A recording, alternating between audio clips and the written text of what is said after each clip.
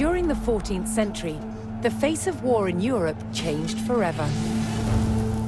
Thanks to a substance invented by the Chinese while searching for the elixir of life. Gunpowder. One of the first guns used on the battlefields of Europe was this, the bombard. This is a large stone-throwing gun for moving big projectiles like this up and over and through castle walls.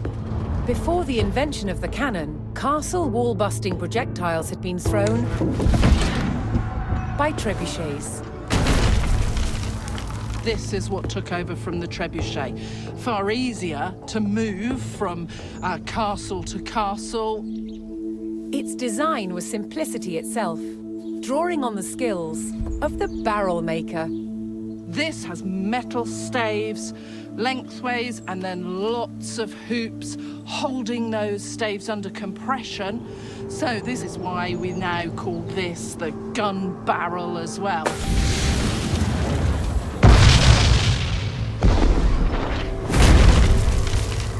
The bombard was no more powerful than a trebuchet, but it did have a psychological impact on the enemy.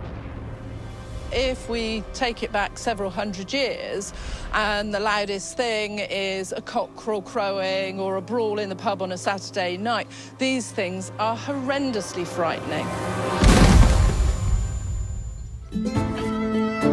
As metallurgy improved, barrels could be made longer, increasing accuracy and power. They progressed from taking down walls to taking out soldiers, replacing the bow and arrow. A typical arrow would get stuck in this sort of material, where ball just goes straight through. So compared to a bow and arrow, this is far more deadly. During the 100 Years' War, there was even a precursor to the machine gun, the Ribauldequin. She's got several barrels on her. This is the sort of gun that would have been very much against people being able to spread your shot out and hit large numbers of people in one go.